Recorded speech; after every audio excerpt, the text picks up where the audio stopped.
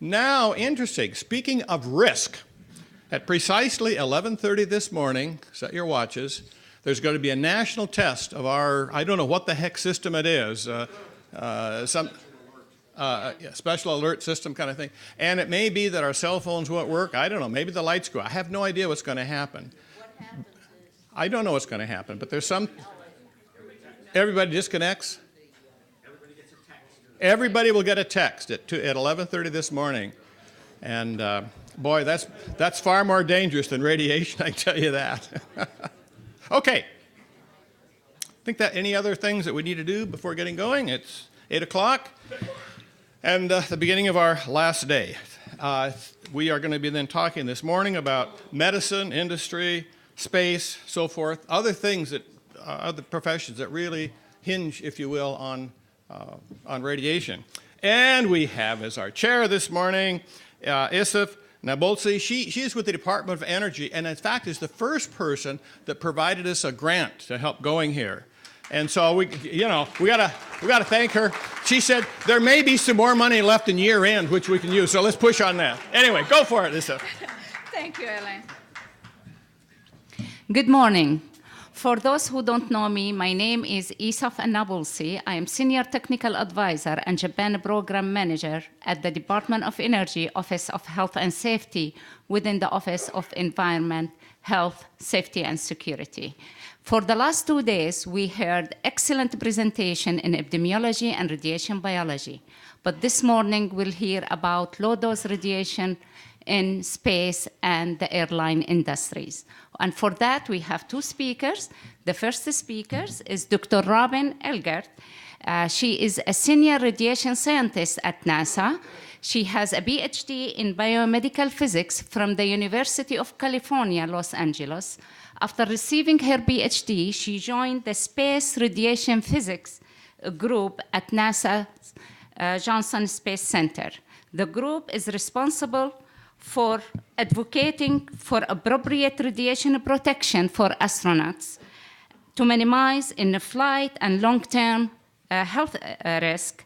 Robin coordinates seminars to present emerging research relevant to radiation health risks, performs a crew radiation risk assessment for the radiation health officer, and serves as a space environment officer for Mission Control Center in Houston. Robin? Thanks, Isif. First, I want to say thank you so much to the organizers for inviting me to speak here today, and thank y'all for sticking with me at 8 o'clock in the morning. I know it's been a marathon of a couple of days. My brain feels like it's about to fall out of my head, so please bear with me. All right, so today I'm going to talk something a little bit different than what we've been talking about for the last couple of days. Because as you'll see in my talk, when we talk about space radiation, sometimes we're not actually in the low dose region. But we do face all of the same issues that we've been talking about over the last 2 days here. So let's go ahead and get started. This session is going to be a little bit different. Usually, you do questions and answers at the end, but I'm actually going to start with some answers to common questions that I get every time I talk to people about space radiation. Take as a form of background for you guys, give you sort of the big picture, and then I'm going to ask y'all some questions because I cannot imagine how many person years of experience are in this room right now. And we have some problems and we need to fix them. And so I'm hoping that y'all can provide us with some answers. So ball's in your court now. Oh, and my very important disclaimer.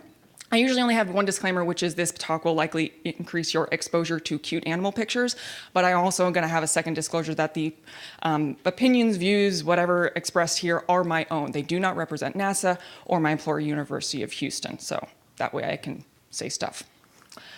So, for those of you who do not know, space is a radiation environment. This is why I am here today. Also, in 1958, the Space Act gave NASA the permission to basically do what it wants in order to enable spaceflight. So, Section 203(b)(1) says, it's given the authority by Congress to make, promulgate, issue, rescind, and amend rules and regulations governing the manner of its operation and the exercise of the powers vested in it by law. So we can do what we want. But we also have to follow OSHA, according to the executive order in 1980. So astronauts are considered radiation workers. This is my best picture of radiation workers I have. I'm so glad you guys are laughing at 8 o'clock in the morning. This is great. So because they're radiation workers, they're special radiation workers, we do limit the amount of excessive exposure that they get. But because OSHA standards are not considered appropriate for spaceflight, we actually submitted supplementary standards, and you're allowed to do that when no appropriate OSHA standard exists. And these are based on the NCRP 132 report that came out in 2000, which is almost 20 years ago. And I work for the Space Radiation Analysis Group, or SRAG. Please do not call us SRAG like everybody does, but we're SRAG. And we are responsible for the astronauts' radiation protection. So, first answer to the first question, what's out there?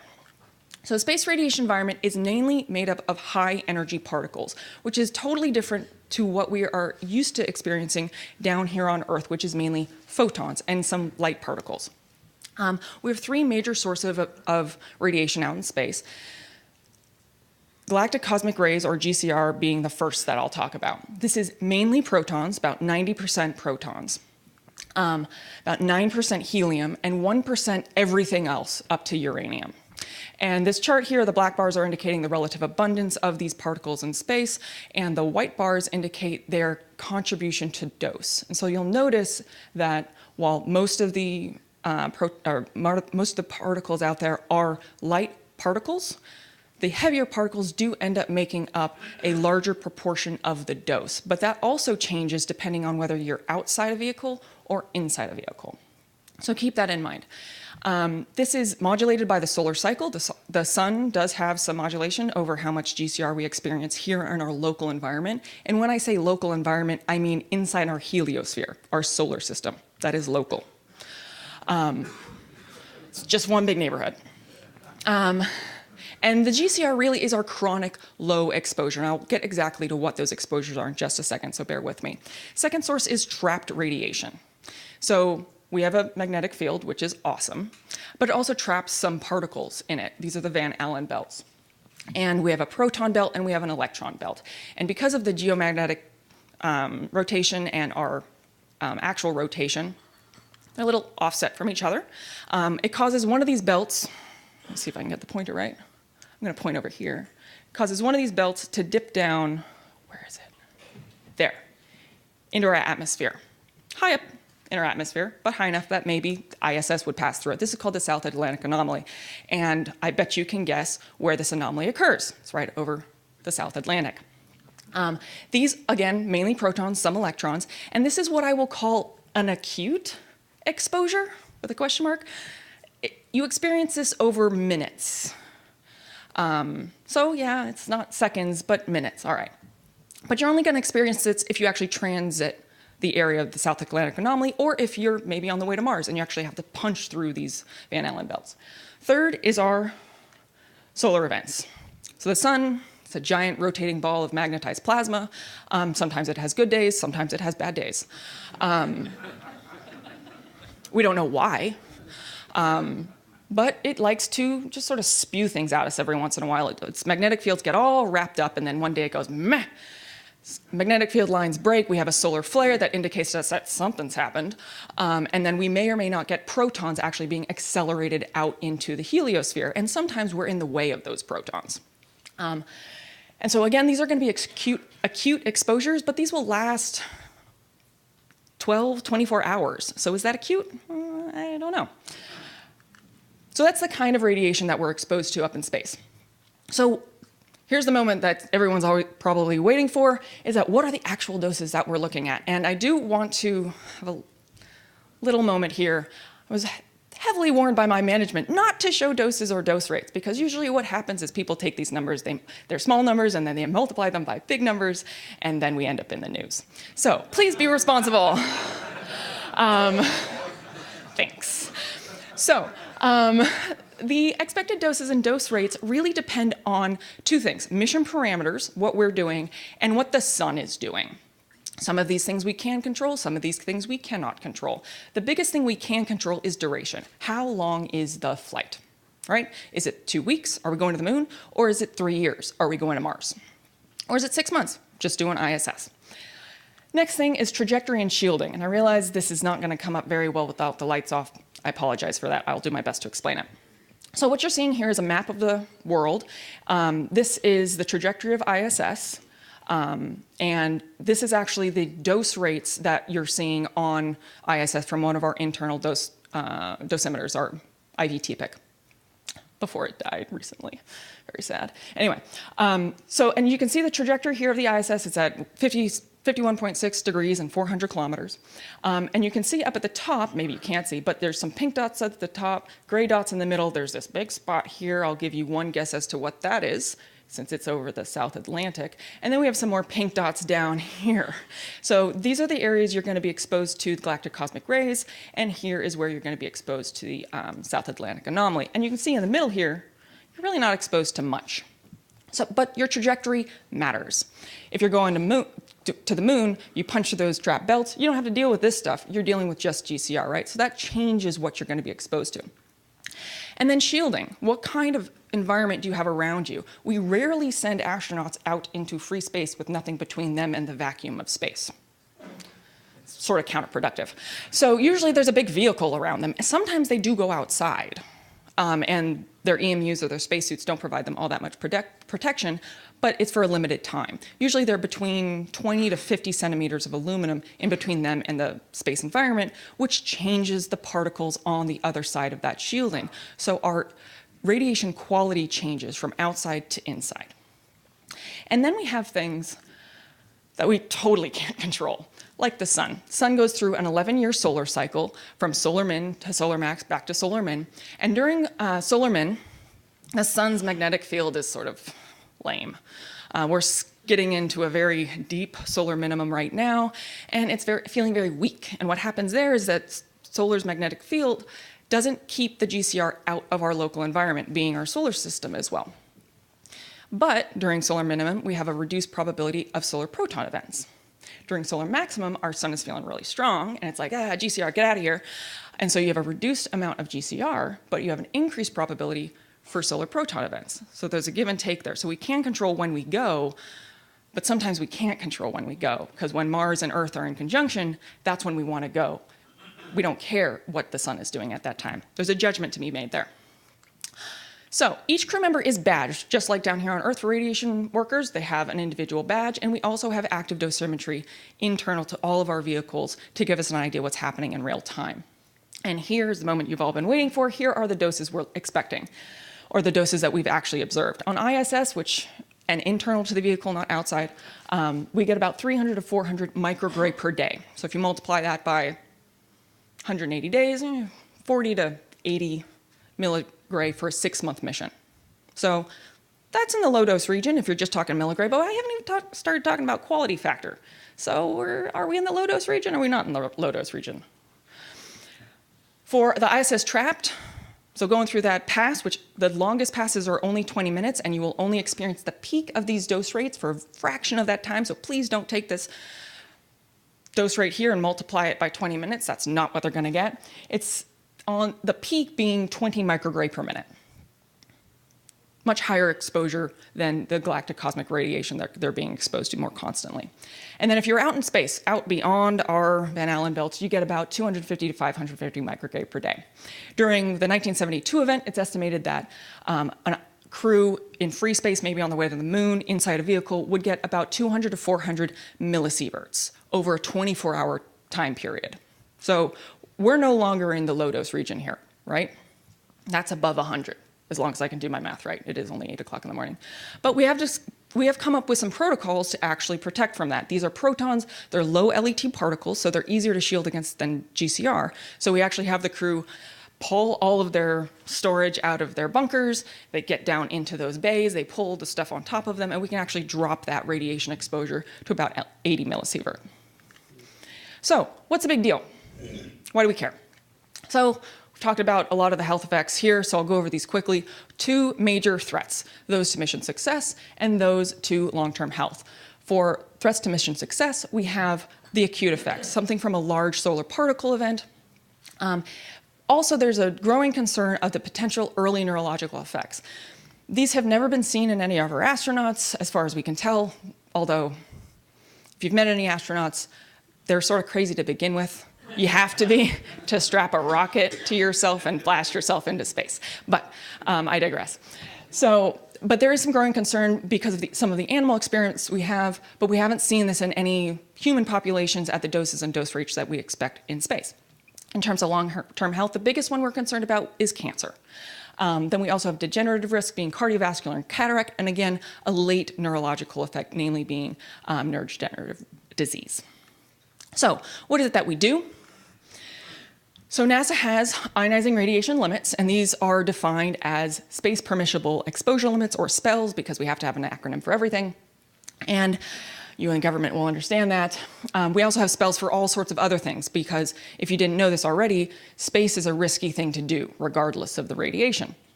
And unlike a lot of other agencies, we have both dose and risk limits. So what I have up here are short-term limits. You can read these at your leisure. These are really to prevent deterministic effects. And then we have career or lifetime SPELs, and these are to minimize, not prevent, but minimize the long-term health effects. We have non-cancer, which you can see here in Table 1. And then we have our cancer risk limit.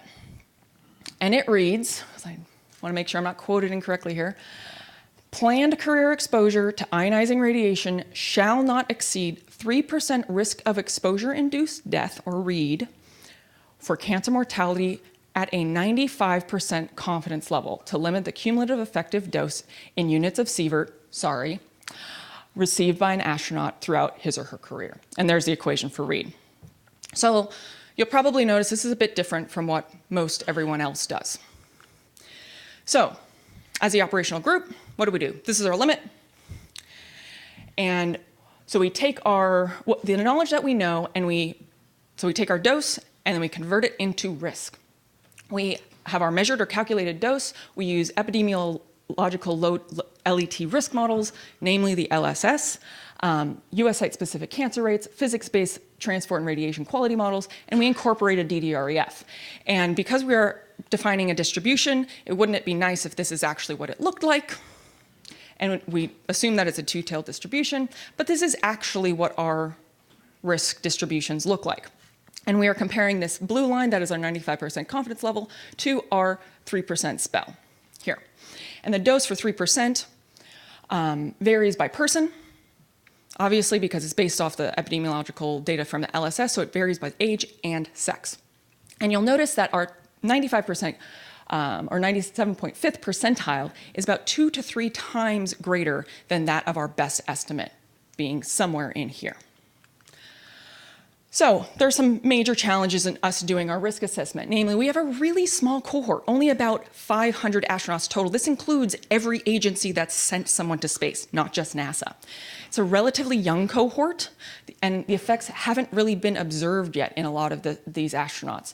The demographics are changing. This is literally what our astronauts used to look like.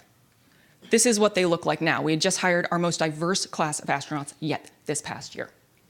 Generally low exposures, and not only are they healthy workers, they're super healthy to begin with. They are selected to be super healthy. And then something that we've talked about here, there are a lot of competing risks. There are 34 listed in the Human Research Roadmap, and that's just for spaceflight. That doesn't even touch on the things that they face down here on Earth. We have limited knowledge, so like I said, we may not be in the low dose region, but we face the exact same problems y'all are facing with the low dose region. We have no epidemiological data, none, for this kinds of space radiation exposures ever, right? We have no epidemiological data. We have to rely on animal studies. That's all we have. And then we have to transfer between these studies, and how do we do that? That's a big question. Big picture, space radiation is different, it's unavoidable, we limit it, and our understanding is incomplete. So, these are my questions to you. How can we best model radiation quality for the unique space radiation environment, which is all sorts of things?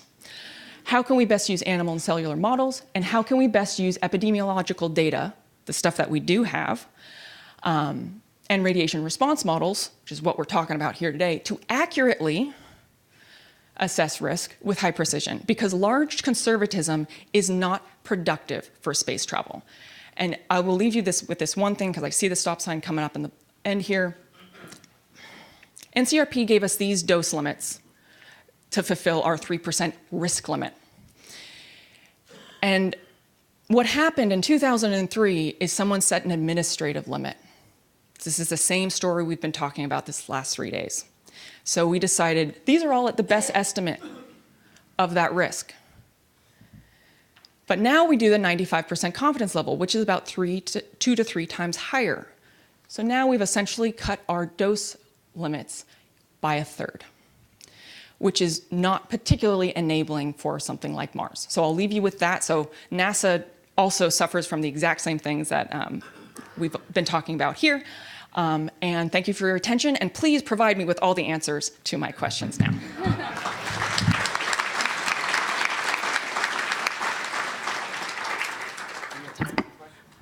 We have time for one question. Hi, Janet Balch from UC Irvine. Hey, Janet. Is this on? So I would just like to offer one perspective on this as someone who's been funded by NASA for more than 10 years in the space radiation program. I will say I started out in carcinogenesis, but now I'm in CNS effects. And one of the observations I'd just like to make is that I think the space radiation program is finally going into a much better direction, where before most of us are looking at single ion exposures, acute exposures, and relatively high dose. And now we're finally, for the first time, getting the opportunity to do GCR sim or mixed beam exposures where these animal models, can't help it, are being exposed to these mixed beams over 30 days. We're right now in the analysis of our first cohort of neutron-exposed mice from Mike Weil's facility at Colorado State University, where we have a cohort of mice. Others have cohorts of mice and rats. They were exposed to just a milligray of radiation per day for 180 days, and now we're looking at the delayed effects there. So I would just like to suggest that maybe these risk models and dose limits will change as we're getting into something slightly more relevant as far as exposures go. That's a great comment, and I really would like to comment back on that, because it's excruciatingly important that we've been doing this research, like you said, for years, for decades at this point. But it's the translation of using that data to the model that we have, or some way of actually using that data in a meaningful way, that there's a big barrier there. So there's an amazing amount of research out there. But being able to use it is one of our biggest stumbling blocks. And that's where I would really like to have some answers of how do we take that animal data, because it's the only data that we have, how do we get it into our model?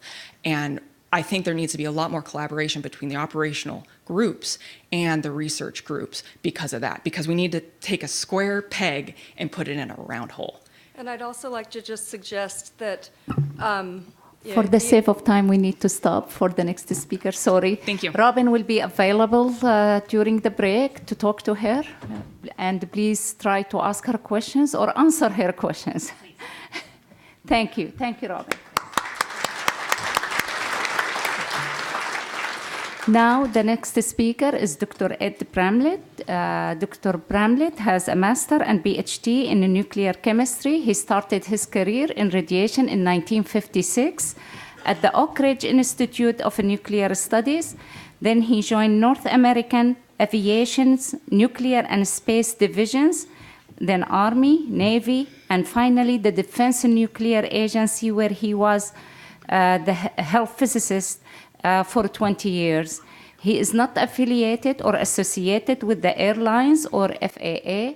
He will let us know about low-dose radiation in the airline industry. Ed? So I got started in this business in 1981 with a nuclear weapon accident exercise at Nevada test site. And in planning for that, the Air Force General told participating agencies that we would be spreading a radioactive material at the site and to simulate plutonium. But any dose that people got would be less than for a flight from Washington to San Francisco because the radioactivity was short-lived.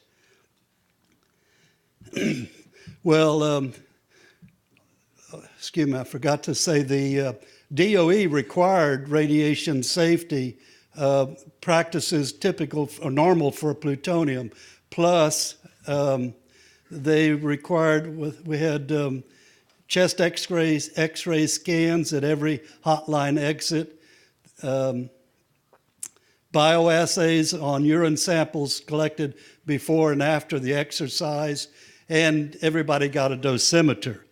Now, all of that radiation safety was to prevent a dose less than one a flight across the country. And it caused me to realize that my flight attendant wife had been getting a dose for 17 years and nobody provided her any rad safe at all. I had no idea what the dose was until I found this FAA report which said FAA does not regulate radiation safety as the average crew member dose is less than 1.7 millisievert and in compliance with federal guidelines. Well, I look at those doses and I could tell right off they were biased on the low side. And for example, they were assuming crew members worked 60 hours a month. And Karen's contract was typical and required 85 hours. So more flying gets more dose. Well, I had petitioned the FAA to regulate radiation safety with these details on these factors in an HPJ journal article and a Federal Register notice petitioning FAA to regulate crew member radiation safety. The FAA denied the petition in 1986, but it agreed to advise in these ways. And by giving this advice, it presumed that crew members would be able to self-regulate their radiation safety. It began advising in 1990 with its first advisory circular, which had dose estimates for 32 flights representing USA air travel. So if you haven't figured out yet, I'm visually impaired and I can't even see the slides there. So this is the first advisory circular, 1990, and you'll see block time, which is how crew members are paid, and so it's something they understood. And then the annual doses are for 950 block hours or 79 per month. These dose estimates and flights held until the latest advisory circular in 2014, which deleted 5 flights and without explanation, and they got lower doses by version 7 of the FAA computer program, which they said was to calculate they said the radiation environment at flight levels is well defined and predictable. And maybe I'll tell you to advance it. In that advisory circular, FAA predicted 6 cancer deaths among crew members getting the median dose for 20 years if there were 1,000 crew members doing that. The circular shows 220, it shows the male people that would die without flying. I put the other number, the 188, for females. I got that from the Cancer Society. For both of those are 2014 now. The 6.2 is from Bear 5, and the Bear 7 separates male and female doses, and it has a higher factor for women, but it also provides the risk, incidence of cancer, and the incidence for crew members getting that median dose would be 14 cancers per 1,000. But one problem with this is that FAA assumes 20-year exposure. Well, flight attendants used to have a 20-year retirement, but that ended in 1984 as a result of airline deregulation. And now they work and are exposed for 40 years or more like the pilots are. So that 14 goes up to 28 per 1,000, or about 3% of cancer incidence among the female flight attendants.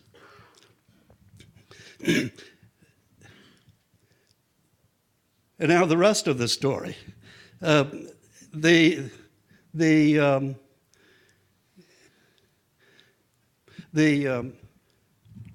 galactic cosmic rays is the only radiation that FAA considers to be that crew members are exposed to. But there are 3 solar and 1 terrestrial source. And they've always been there, even when the Wright brothers were flying, but we didn't know about it until year 1, is when we first learned of those sources.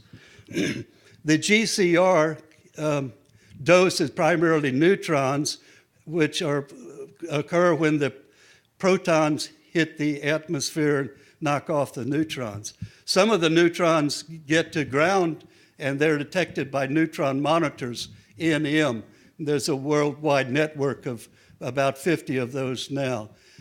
Occasionally, the neutron monitors will have a high count reading, and it's called a ground level enhancement. And those neutrons are due to solar proton event, protons hitting air and making neutrons. The GOES weather satellites detect solar protons from their position over the equator. The solar neutron event and solar gamma ray events are detected by other satellites, as well as a solar neutron telescope network that's on the ground. The last one is terrestrial gamma ray flash, which is associated with lightning, and they are reported to cause 100 millisievert. Well, the Bear says low doses from 0 to 100, but it also says our interest is on the lowest doses. So I'm going to skip the TGF today.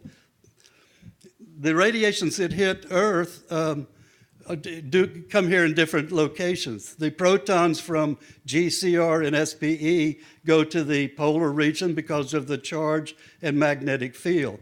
The neutrons and gamma rays hit Earth like light, and their intensity is greatest at subsolar points, which are latitudes within the tropics, and longitudes by Bramlett equation there in terms of equation of time and universal time. Next one. So this is important, that the radiations that hit Earth, aircraft are shielded from them by air, and the higher the flight level, FL, the less air there is to shield those planes. FL, flight level, is pilot talk for hectokilo feet. And the air shielding is also less at lower temperatures. And where planes cruise over the USA, it is minus 56 degrees all the time.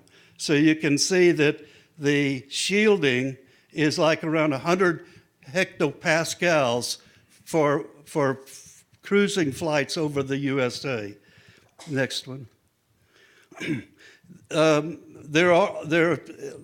Starting in 2001 was the first long-haul flight that went from Newark to Hong Kong in 16 hours. Now those long-haul flights are routine, and many of them to China. And they follow great circle routes that go to high latitudes, like the Arctic Circle at 66 degrees, and even into the North Polar region, which starts at 78 degrees.